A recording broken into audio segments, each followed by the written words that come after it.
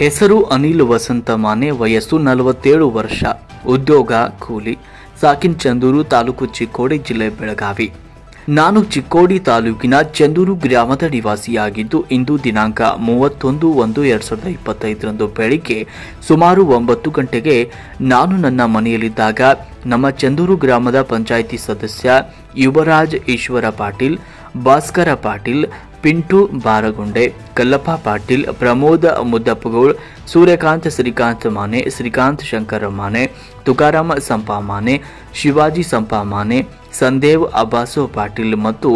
ಇಟಂಗಿಪಟ್ಟಿಯ ಕಾರ್ಮಿಕರು ಏಕಾಏಕಿ ನನ್ನ ಮನೆಗೆ ನುಗ್ಗಿ ನನ್ನ ಮೇಲೆ ಮಾರಣಾಂತಿಕ ಹಲ್ಲೆ ಮಾಡಿದ್ದು, ನಿನ್ನನ್ನು ಇನ್ನು ಮುಂದೆ ಜೀವಂತವಾಗಿ ಉಳಿಸೋದಿಲ್ಲ ಎಂದು ಎಲ್ಲರೂ ಮನಬಂದಂತೆ ಹೊಡೆದಿದ್ದಾರೆ. ಕಾರಣ, ಇವರು ಚಂದೂರು ಟೆಕ್ ಗ್ರಾಮದಲ್ಲಿ ಕೃಷ್ಣಾ ನದಿಯ ದಡದಲ್ಲಿ ಅಕ್ರಮವಾಗಿ ನದಿ ಮಣ್ಣನ್ನು ತೆಗಿತಾ ಇದ್ದು, ಆ ಮಣ್ಣನ್ನು ಅವರ ಮಾಲೀಕತ್ವದ ಅಕ್ರಮ ಇಟಂಗಿ ಭಟ್ಟಿಗಳಿಗೆ ಬಳಕೆ ಮಾಡ್ತಾ ಇದ್ದು, ಜೊತೆಗೆ ಹೆಚ್ಚಿನ ಪ್ರಮಾಣದ ಮಣ್ಣನ್ನು ಅಕ್ರಮವಾಗಿ ಹಗಲು ರಾತ್ರಿ ಎಡೆಬಿಡದೆ ಜೆಸಿಬಿ ಹಾಗೂ ಟಿಪ್ಪರ್ ಟ್ರ್ಯಾಕ್ಟರ್ಗಳ ಮೂಲಕ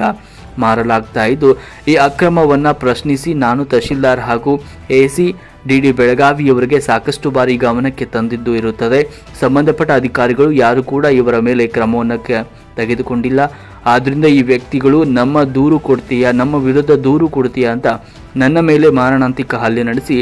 ದೂರು ವಾಪಸ್ ತೆಗೆದುಕೊಳ್ಳದೇ ಇದ್ದರೆ ನಿನ್ನನ್ನು ಕೊಂದು ಹಾಕುವುದಾಗಿ ನನಗೂ ಮತ್ತು ನನ್ನ ಕುಟುಂಬದವರಿಗೆ ಜೀವ ಬೆದರಿಕೆಯನ್ನು ಹಾಕಿದ್ದು, ನಮಗೆ ಸೂಕ್ತ ರಕ್ಷಣೆ ನೀಡಿ ಅವರ ಮೇಲೆ ಕಠಿಣ ಕ್ರಮ ತೆಗೆದುಕೊಳ್ಳಬೇಕು ಅಂತ